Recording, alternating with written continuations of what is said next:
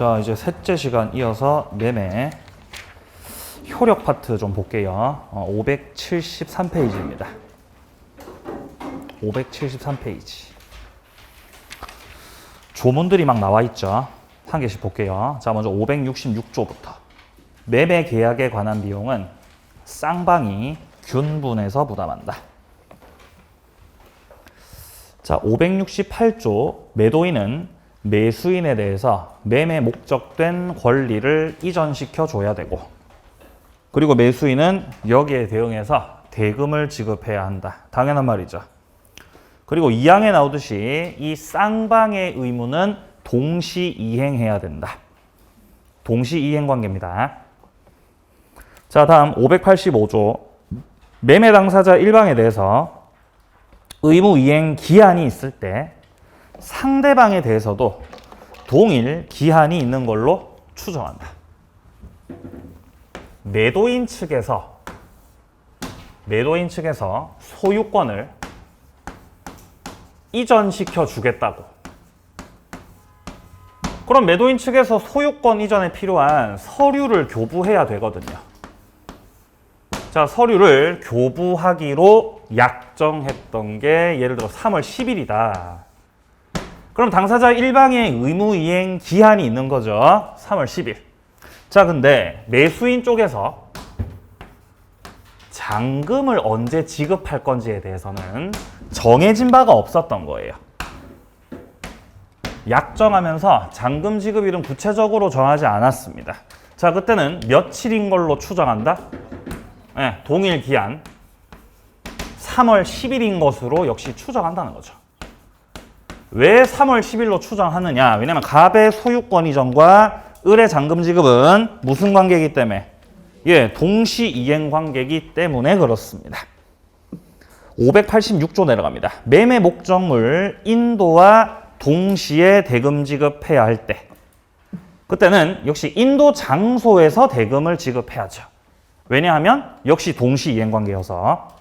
자, 587조 내려갑니다. 매매 계약이 있은 후 인도하지 않은 목적물에서 생긴 과실입니다. 아직 목적물을 인도시키지 않았네요. 그러면 목적물 인도시키지 않았으니까 매수인 쪽에서도 대금 지급하기 전이겠네요. 그러면 그 과실은 매도인에게 속한다는 겁니다. 뒷문장, 매수인은 목적물 인도를 받은 날로부터 이자를 지급해야 됩니다. 자, 왜냐면 매도인 쪽에서 목적물을 넘겨줬는데 매수인은 대금 지급하기 전 상황이라는 거죠. 그럼 이제 이자까지 붙여서 지급해야 된다는 것입니다. 자, 그러나 대금 지급을 언제 하겠다고 기한을 정해 놨던 상황이라면은 이자를 붙일 의무는 없는 거죠. 자, 조문들 살펴봤습니다. 자, 뒤로 넘기세요. 자, 뒤에서 나오는 것들은 다 조문에 대한 해설이고 조문을 반복하고 있으므로 그냥 읽고 넘기시면 됩니다. 자, 바로 담보 책임으로 넘어갑니다. 576페이지요. 여기가 매매 파트에서 가장 중요합니다. 담보 책임. 담보 책임을 규정해 놓은 이유는 매매라고 하는 유상계약이 체결된 후, 그러면 매수인 쪽에서는 매도인 쪽에서 넘겨주는 재산권을 받으셔야죠. 매도인 쪽에서 재산권을 이전시켜 줍니다. 자, 근데 갑 쪽에서 재산권 이전과 관련해서 여기서 재산권 이전시킨다는 것은 물건을 넘길 수도 있고, 혹은 뭐를 넘길 수도 있죠? 예, 권리를 넘길 수도 있죠. 그럼 이런 것들을 매수인이 문제없이 이전 받으셔야 하는데, 이 재산권 이전과 관련해서 하자가 있다. 자, 하자가 있다는 것은 완전한 물건이나 완전한 권리를 넘겨받지 못했다는 겁니다. 그럼 내가 대금을 지급했는데 재산권 이전을 완전하게 받지 못했으므로 여기에 대해서 책임을 묻게 된다는 거예요. 책임지세요. 책임을 청구한다는 겁니다. 이게 바로 매도인이 지게 되는 담보 책임이라는 것이에요. 그러면 담보 책임을 지는 건 매수인이 책임져, 매도인이 책임져? 매도인이 책임진다는 거죠. 매수인은 책임을 청구하고요.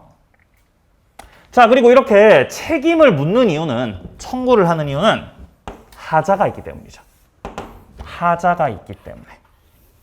매도인 쪽에서 잘못이 있어서, 매도인 쪽에서 뭔가 과실이 있어서 책임을 진다? 아, 그런 개념은 아닙니다. 하자가 있기 때문에 책임을 지는 것이다.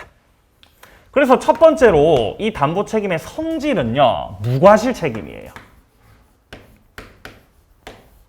매도인 쪽에서 잘못이 있든 잘못이 없든 하자가 있으면 책임은 져야 된다. 무과실 책임이다. 자, 그리고 두 번째, 이 담보 책임은 임의 규정입니다.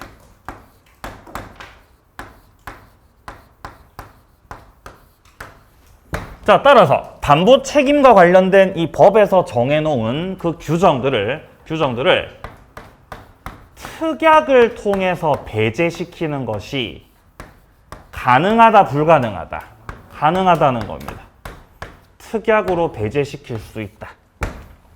자, 그리고 세 번째, 담보 책임은 매매 파트에서 규정하고 있지만 여타 다른 유상계약들에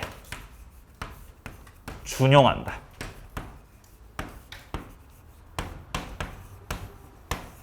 여기서 말하는 유상계약은 뭐 여러 가지가 있겠습니다만 결국 시험 범위에 포함되는 건 뭐 교환이나 임대차와 같은 유상계약을 말하는 거죠.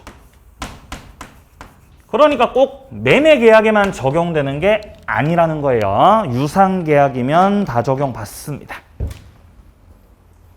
자, 먼저 뜻부터 보죠. 담보 책임이란, 자, 첫째 줄에 보시면은 매수인이 매매로 취득하는 물건이나 권리에서 하자가 있을 경우, 하자.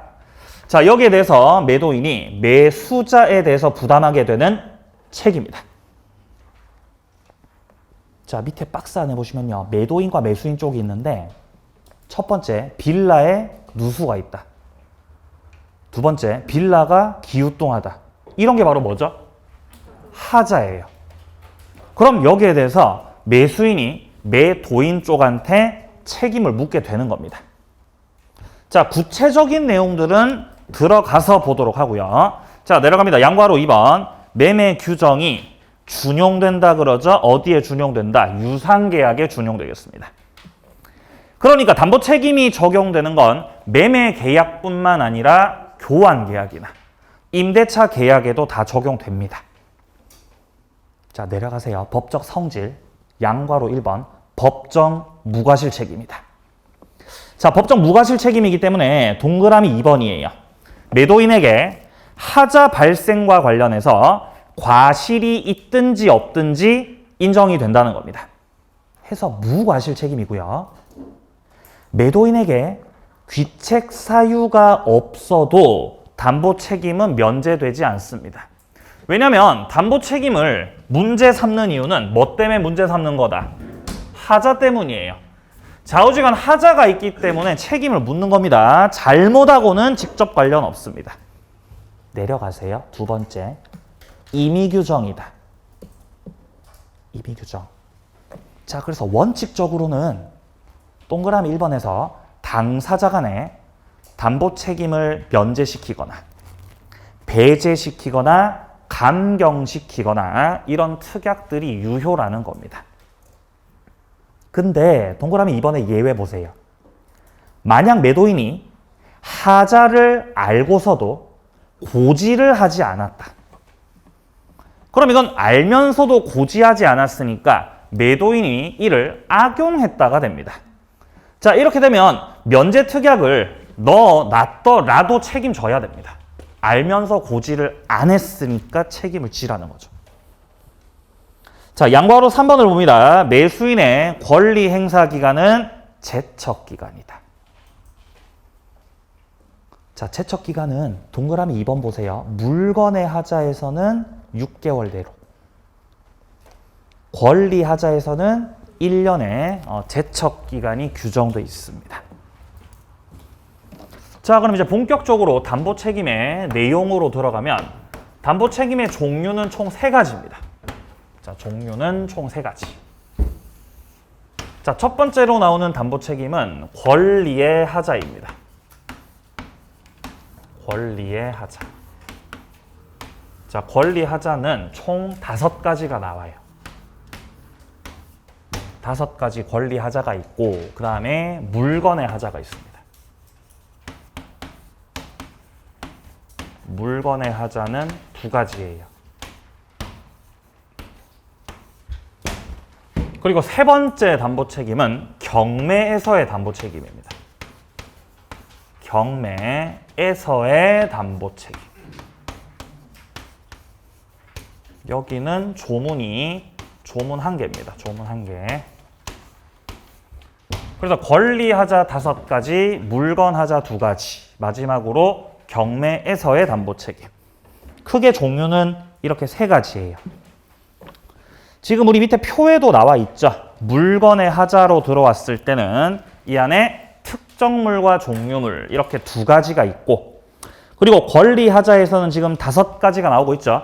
전부 타인 권리, 일부 타인 권리, 수량 부족, 용의권 제한, 저당권 실행 5가지고요. 그리고 경매에서는 권리 하자에서만 성립한다 그러고 물건의 하자에서는 불성립한다 그러죠. 조문은 1개밖에 없습니다. 경매 하자는. 자, 그럼 관련해서 법에서 정해진 대로 권리 하자부터 먼저 보겠습니다. 권리 하자. 자, 권리 하자가 시작되고 있는 것은 581페이지입니다. 581페이지. 자, 권리 하자는 총 몇 가지가 있다고요? 5가지. 5가지 있어요. 자, 한 개씩 뜯어서 보겠습니다. 첫 번째 권리 하자. 자, 첫 번째 권리 하자는 목적물 전부가 타인의 권리다. 전부가 타인 권리다. 자, 일단 매매 계약을 체결했습니다. 갑과 을 사이에서 매매 계약을 체결하였다. 갑이 을에게 매도하기로 했던 것은 토지였다. 토지를 팔기로 했다. 자, 근데 문제는 그 토지가 갑의 토지가 아니라 다른 사람 거라는 겁니다. 소유자가 따로 있다는 거예요. 그럼 소유자가 병이기 때문에 이 매매는 타인 권리에 대한 매매죠. 타인 물건 매매. 맞습니까? 그럼 이거 매매 유효예요, 무효예요? 유효입니다. 왜 유효죠? 채권행위. 채권행위이기 때문에 갑이 병으로부터 토지를 받아서 을한테 넘겨줄 수 있으면 문제될 거 없거든요. 근데 병한테 못 받으면, 병하고 매매가 제대로 이루어지지 않으면 을의 입장에서는 토지를 넘겨받을 수가 없게 됩니다. 그러면 책임을 묻는 거죠. 당신 책임져. 자, 여기서 을은 계약을 해지하고 추가적인 손해배상 청구를 할 수 있습니다.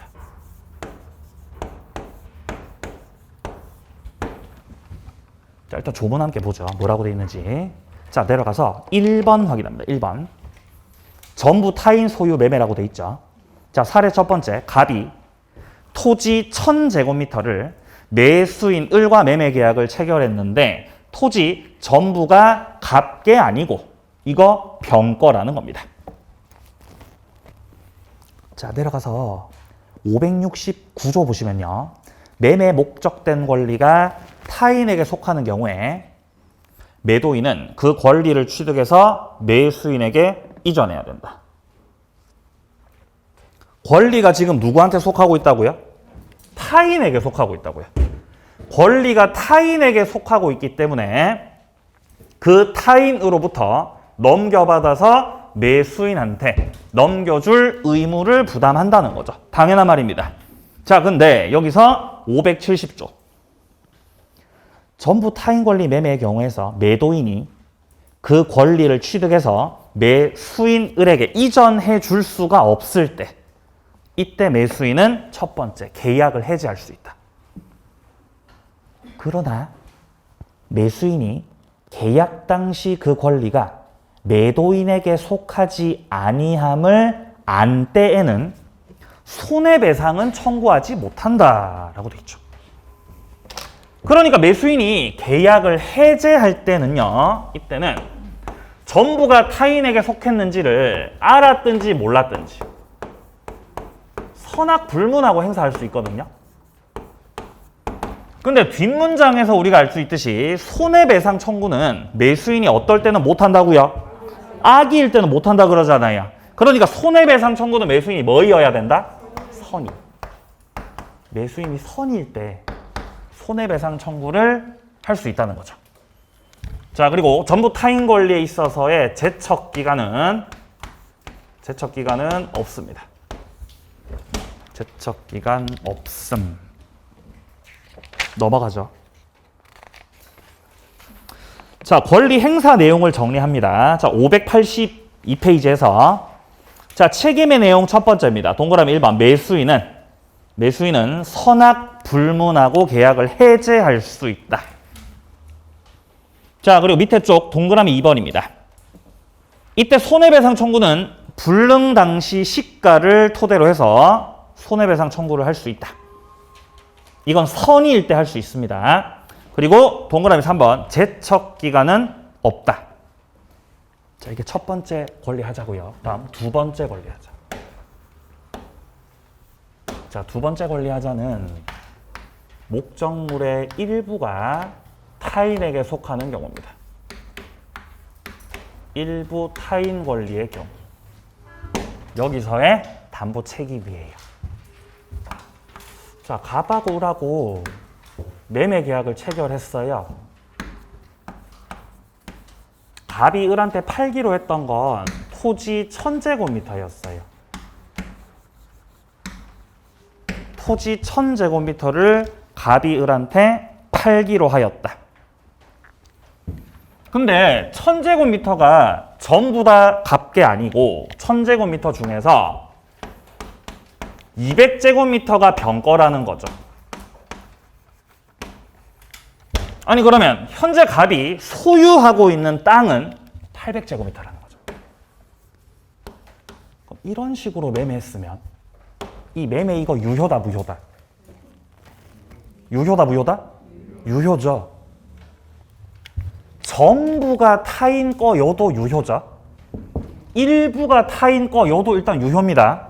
갑이 병한테 200제곱미터 받아서 을한테 넘겨주면 되거든요. 자, 근데 역시 문제가 되는 건 병한테 200제곱미터를 넘겨받지 못했을 때, 그때는 이제 문제가 생기죠. 그럼 을의 입장에서는 야, 나는 800제곱미터 가지고는 목적을 달성할 수가 없어. 800제곱미터 밖에 내가 못 넘겨받는다고 내가 알고 있었으면 나는 당신하고 계약을 안 했을 거야. 이런 입장이라면은 계약을 뭐 해버려야 되겠어요? 해제해야죠. 이런 계약을 해제합니다. 혹은 800제곱미터만 갖고도 충분히 목적을 달성할 수가 있는 경우다. 이러면 계약을 해제하지 말고 계약을 진행해야 되겠죠. 자, 근데 800제곱미터 밖에 없으니까 그 부족분만큼에 대해서 대금의 감액을 청구할 수 있습니다. 이 두 가지의 권리는 선택하는 거죠. 해제를 하든지 아니면은 감액 청구를 하게 되는 것입니다. 자, 그리고 여기에 더불어서 그리고 그 외에도 손해배상 청구할 수 있습니다. 그러니까 이 관계를 잘 이해하셔야 돼요. 그러니까 을이갑한테 권리 행사를 할 때 목적 달성을 할 수 없다. 그러면 해제를 하고 그리고 손해배상 청구를 한다는 거죠. 그럼 만약에 목적 달성할 수 있으면 그럼 뭐를 행사하고요? 감액 청구하고 그리고 손해배상 청구하시고요. 해제하고 감액 청구 둘 다 그건 안 됩니다. 둘 중에 선택하고 더불어 손해배상 청구입니다. 자, 그러면 사례 1번에 나와 있습니다. 갑이 을에게 1000제곱미터 1억에 매매하는 계약을 체결했는데 그중 200제곱미터가 병소유였다는 거죠. 매수인이 목적을 달성할 수 없다. 자, 내려갑니다. 572조 1항. 매매 목적된 권리 일부가 타인에게 속함으로 인해서 매도인이 그 권리를 취득해서 매수인에게 이전해 줄 수 없을 때 매수인은 그 부분 비율로서 대금액, 감액을 청구할 수 있다라고 돼 있죠. 자, 여기서의 감액 청구는요. 선의가 됐든 감액 청구는 선의가 됐든 악의가 됐든 불문입니다.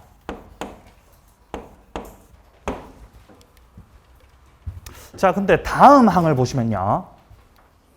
전항의 경우에 잔존 부분만이면 매수인이 이를 매수하지 아니하였을 때 남아있는 부분만 가지고는 내가 계약을 하지 않았을 거라는 거, 이게 바로 목적 달성이 불가하다는 뜻입니다. 자, 이 경우 선의의 매수인은 계약 전부를 해제할 수 있다. 해제는요. 선의만요, 선악 불문이요. 선의만, 해제는 선의만. 그리고 사망해 보세요. 선의의 매수인은 감액 청구나 계약 해제 이외에도 또 뭐 할 수 있다? 손해배상 청구할 수 있다고. 손해배상 청구는 선의의 매수인. 겁나 복잡하죠? 복잡하죠. 아까 전에 전부 타인 권리에서는 해제권 행사 선악 불문이었잖아요. 근데 일부 타인 권리에서는 해제 선의만 할 수 있습니다. 여기는 또 선악 불문이라는 거죠. 네, 복잡해집니다. 점점 복잡해져요. 자, 내려갑니다. 573조 제척 기간을 규정하고 있습니다. 제척 기간은 1년입니다. 자, 근데 매수인이 선의인 경우에는 선의는 몰랐다는 거지 않습니까? 따라서 하자를 알게 된 날로부터 1년. 자, 그리고 악의 같은 경우는 이미 알고 있었기 때문에 계약을 한 날, 계약 일자로부터 해서 1년입니다. 자, 내려갑니다. 양괄호 1번 책임의 내용. 선악 불분하고 감액 청구할 수 있다. 자, 동그라미 2번 해제권과 손해배상 청구권은 선의일 때만 할 수 있다. 자, 그리고 동그라미 3번을 확인합니다. 선의의 매수인은 감액 청구 또는 해제 이외에도 손해배상 청구를 할 수 있다. 그러니까 감액 청구하고 해제는 선택이라는 거죠. 또는으로 연결돼 있으니까요. 여기 잘 확인하세요. 자, 들어갑니다. 제척 기간. 자, 매수인이 선의일 때는 그 사실을 안 날로부터 1년. 악의 같은 경우는 계약을 한 날로부터 1년. 제척 기간 확인하시고요. 자, 여기까지가 두 번째 권리 하자였고요. 자, 다음 세 번째. 자, 세 번째 권리 하자는 수량 부족 일부 멸실입니다. 목적물의 수량이 부족하다. 자, 수량 부족은 이런 경우입니다. 매매 계약을 했습니다. 자, 매매 계약을 했을 당시에 갑이 을한테 팔기로 했던 건 1000제곱미터의 토지였다. 근데 실제로 측량을 해보니까 측량을 해봤더니 800제곱미터밖에 안 되더라. 그러면 200제곱미터만큼이 부족하다는 거지 않습니까? 그죠? 이게 수량 부족이에요. 일부 타인 권리하고 다르죠? 일부 타인 권리는 토지 1000제곱미터가 존재하고 있습니다. 존재하고 있는데 문제는 그 중에서 200제곱미터만큼이 다른 사람 거였죠. 근데 수량 부족 같은 경우는 애초에 1000제곱미터짜리 토지가 있어 없어? 없고 800짜리밖에 없었다는 거죠. 자, 이때는 어떻게 해결하냐? 저 조문 보죠. 574조 보시면요. 전 2조의 규정은 수량 지정 매매 목적물이 부족되는 경우와 매매 목적물 일부가 계약 당시에 이미 멸실된 경우에 매수인이 그 부족이나 멸실을 알지 못한 때 준용한다라고 돼 있죠. 그럼 여기서 전 2조는 몇 조를 말하는 거죠? 572조 말하는 거잖아요. 572조 어디 있어요? 앞에. 572조 앞장에 있죠? 자, 아까 전에 572조에서 봤었던 내용은 일부 타인 권리에서 목적을 달성할 수 없으면 해제, 목적 달성이 가능하다면 감액 청구, 둘 중에 선택하고 그리고 손해배상 청구할 수 있다. 이게 572조잖아요. 자, 그런데 이 572조의 규정을 수량이 부족한 데에다가 뭐 하겠다고요? 준용한다. 똑같다는 거예요. 야, 나는 800제곱미터만 가지고는 이 양반아 목적을 달성할 수가 없어. 그럼 계약을 뭐 해버린다? 해제하겠다는 거죠.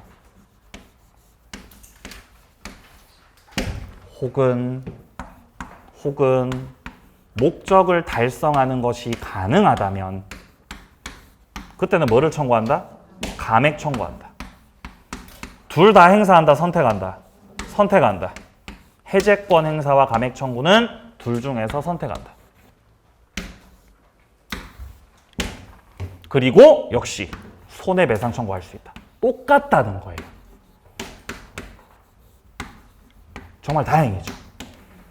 그죠? 똑같으니까 공부할 게 한 개 준 거죠, 준 거. 똑같아요. 준용하니까. 근데 주의하셔야 돼요. 이 조문 잘 보시면 574조를 잘 보시면 이렇게 돼 있어요. 둘째 문장에. 매수인이 그 부족이나 멸실을 알지 못한 때 준용한다. 선의일 때 준용된다는 뜻입니다. 그러니까 해제권이든 감액 청구든 손해배상 청구권이든 수량 부족에서는 매수인이 다 뭐일 때만 행사 가능하다? 선의일 때만 행사 가능하다는 거예요. 여기서 차이가 있습니다. 여기는 선악 불문이었죠. 수량 부족에서는 다 선의만 할 수 있어요. 그래서 수량 부족이에요. 그래서 수량 부족이죠. 누구만 행사할 수 있으니까? 선의만 행사할 수 있으니까 수량 부족이라는 거죠. 자, 책임의 내용으로 내려오세요. 동그라미 1번 감액 청구, 동그라미 2번 해제, 그리고 손해배상 청구 다 선의일 때만 할 수 있다. 자, 그리고 제척기간에 내려오면 이때는 안날로부터 1년이라고 해야죠.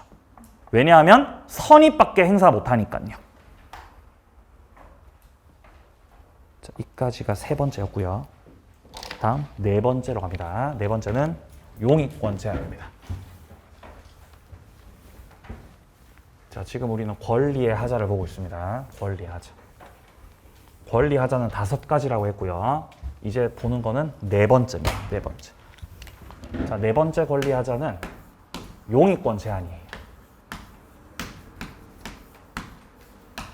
용익권 제한.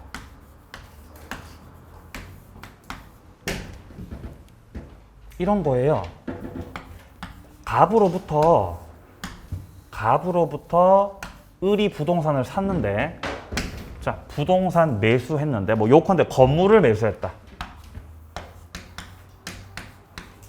자, 건물을 샀는데, 아니, 사고 나서 보니까 이 건물에는 전세권자가 들어와 있었던 거예요.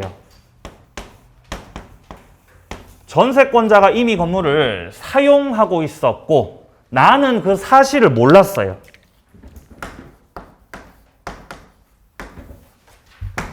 그래서 전세권자가 들어와 있으니까 나는 권리 행사를 하지를 못하죠. 왜냐면 얘가 지금 들어와서 쓰고 있기 때문에 얘가 기간 만료로 나갈 때까지는 을이 건물에 들어갈 수가 없지 않습니까? 그러면 을 같은 경우는 목적 달성을 해요, 못해요? 못하죠. 나는 목적 달성을 못한다. 자, 이런 경우는 계약을 해제할 수 있습니다.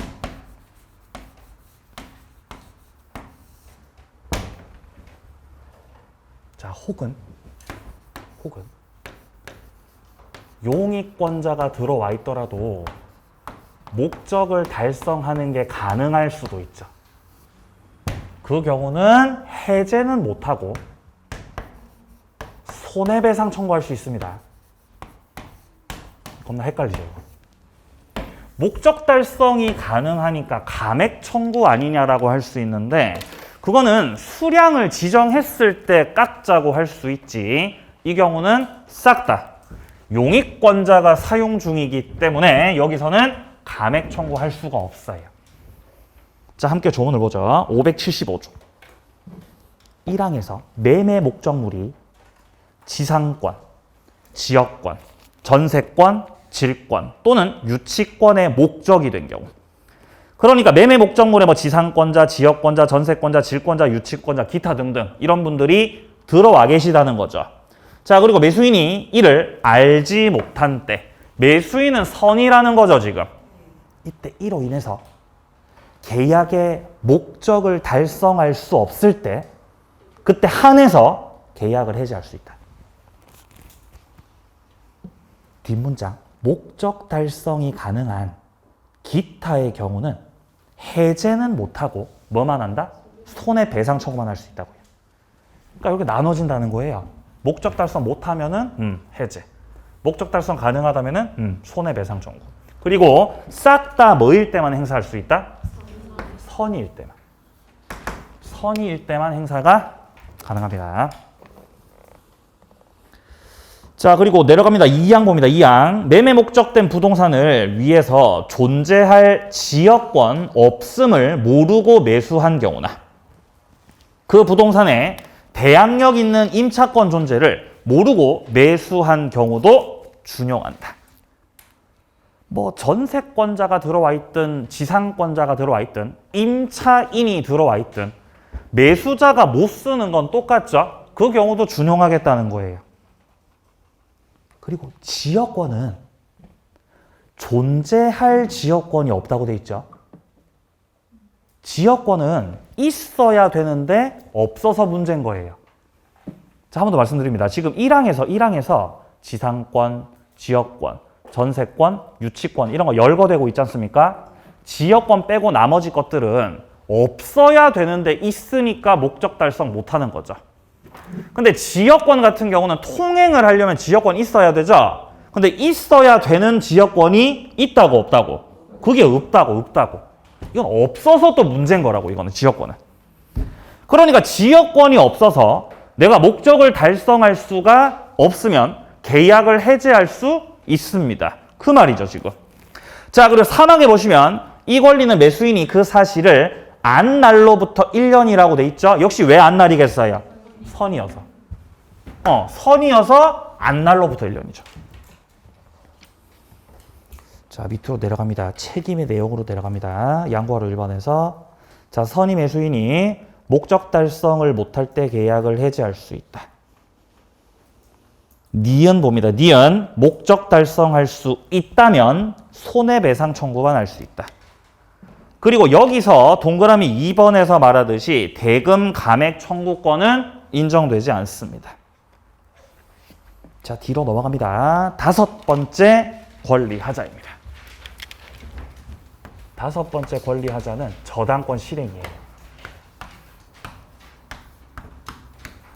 저당권의 실행. 설정돼 있었던 저당권이 실행돼 버렸다라는 거죠. 자, 여기서 실행됐다라는 게 뜻하는 이게 의미가 뭐냐면은 경매를 말하는 겁니다.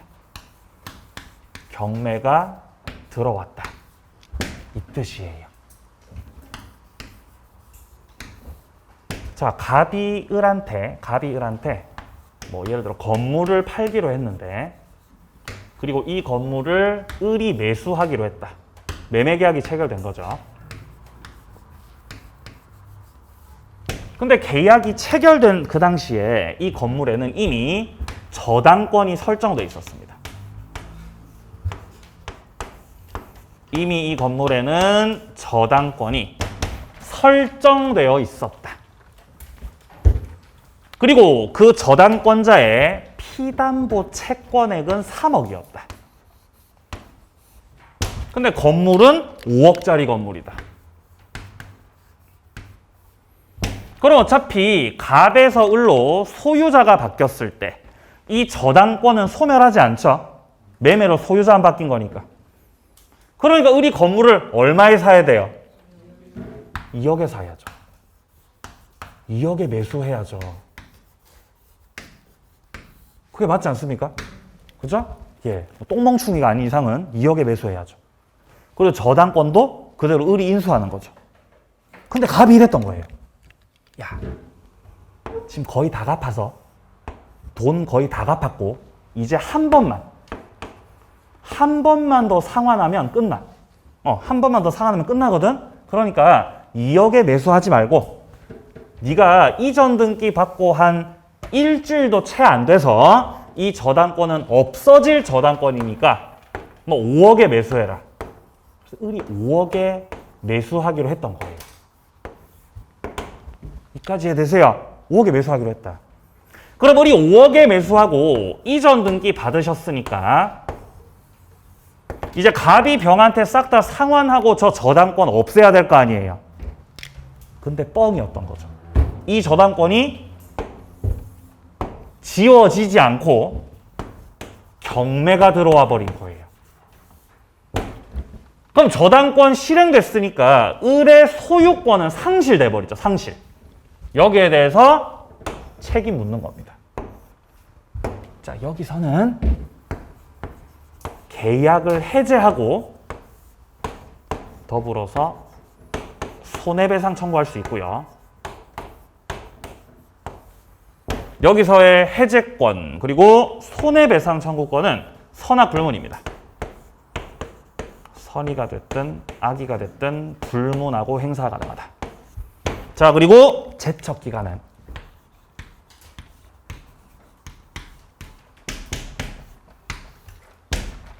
없습니다. 576조 확인합니다.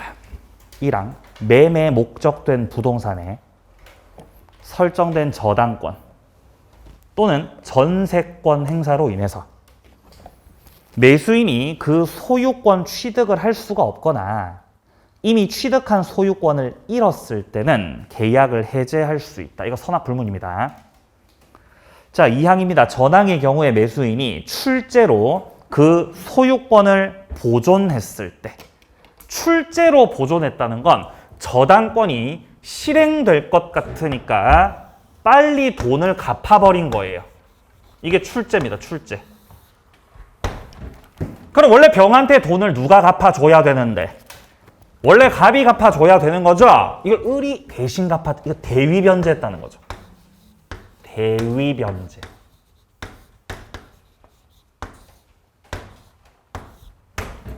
그럼 여기에 대해서 을은 내가 출제했고 돈 갚았으니까 너 출제 갖고 와라. 이걸 출제 상환 청구라고 합니다. 이게 2항에서 말하고 있는 내용이죠. 그리고 3항입니다. 전 2항의 경우에 매수인이 손해를 입었다면 선의 악이 따질 필요 없이 손해배상 청구를 할 수 있습니다. 자, 밑에 내려가서 책임의 내용을 확인하세요. 자, 동그라미 1번에서 말하고 있는 건 자, 셋째 줄에 선악 불문하고 해제 그리고 손해배상 청구할 수 있다. 자, 그리고 동그라미 2번 같은 경우는 선악 불문하고 출제액 상환 청구를 할 수 있다. 자, 그리고 동그라미 3번 제척 기간은 없다. 여기까지가 권리하자예요. 예, 여기까지 권리하자라고요. 어때요? 복잡하죠? 복잡해요. 그래서 4개만 외우세요. 4개. 4개를 외우시는 거예요. 뭐를 외우시냐면은 선악 불문을 외우세요. 선악 불문. 자, 첫 번째 선악 불문. 전부가 타인 권리일 때. 전부 타인 권리일 때의 해제권. 이거 선악 불문이죠. 맞아요? 맞잖아요.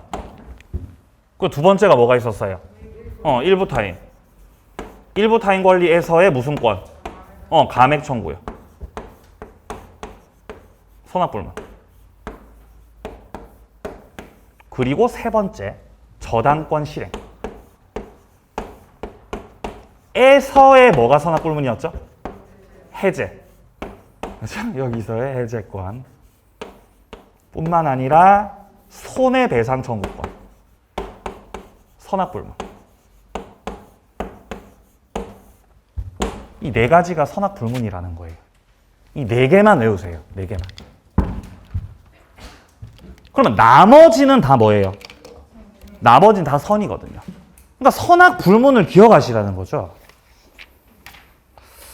자, 우리 책에서 표가 있어요. 표로 정리된 게 있거든요. 자, 표로 정리된 게 어디 나오냐면은 581페이지 오시면은 표로 정리되어 있습니다.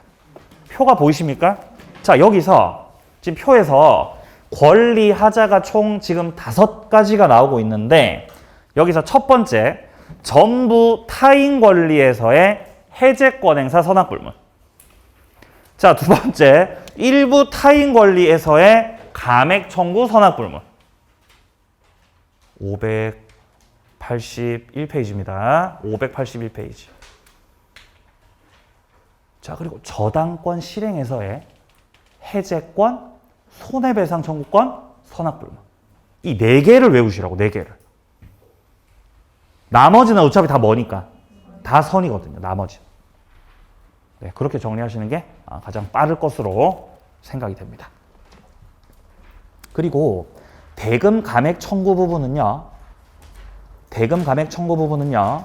전부 타인 권리, 수량 부족, 죄송합니다. 전부 타인 권리, 용의권 제한, 저당권 실행에서는 칸이 비어 있죠. 여기는 제도 규정이 없어요. 감액 청구는 일부 타인 권리나 수량 부족에서만 규정돼 있고 나머지는 규정되어 있지 않습니다. 그걸 좀 주의하세요. 자, 그리고 기간, 제척 기간은 나머지 다 1년인데 전부 타인 권리하고 저당권 실행하고는 없죠. 제한 없죠. 네. 그래서 외우실 첫 번째로는 선악 불문하고 행사 가능한 네 가지를 기억합니다. 네? 이게 첫 번째로 여러분들 하셔야 될 일이죠. 선악 불문 네 가지. 전부 타인 권리 해제, 일부 타인 권리 감액 청구, 저당권 실행에서의 해제권 손해배상 청구. 네. 네. 뭐 이렇게 앞 글자 따서 뭔가 뭐 하시던데 뭐 이상 기묘해가지고 기억이 잘 안 나. 뭐 이상 기묘하던데. 어? 예. 뭐 전타 뭐 해 뭐 이러면서 뭐 하던데 어떤 분이.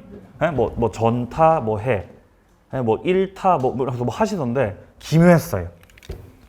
예? 뭐 알아서 하시고 그런 건 전 그런 거 안 합니다. 자, 두 번째. 감액 청구. 자, 감액 청구권이 규정되어 있는 건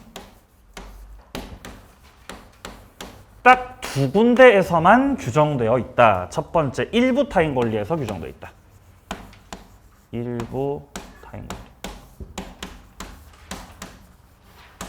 그리고 또 어디에서 규정되어 있다? 수량 부족.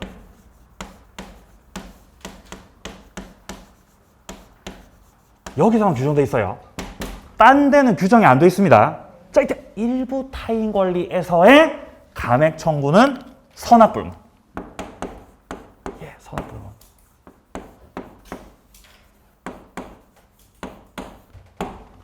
수량 부족에서는 선. 여기 싹 다 선이만. 세 번째, 제척 기간. 자, 세 번째, 제척 기간. 자, 일단 기본으로 잡는 건 제척 기간은 1년이다. 1년. 선의는 안날로부터 1년이고 악의는 계약일로부터 1년인데 전부 타인 권리하고 그 다음에 어디하고? 예, 저당권 실행하고. 여기는 몇 년이다? 여기는 없다. 여기는 제척 기간 없다. 이 순서대로 정리하시는 게 가장 빠를 것이다 라고 생각합니다. 외우셔야 돼요. 이 표를 외우셔야 돼요. 표를. 여기를 이해하고 푸시는 분은 아마 거의 없지 않을까. 전국적으로 없지 않을까. 필요한 건 외우셔야 됩니다. 자, 여기까지가 권리의 하자였고요. 조금 쉬었다가 물건의 하자로 넘어가도록 하겠습니다.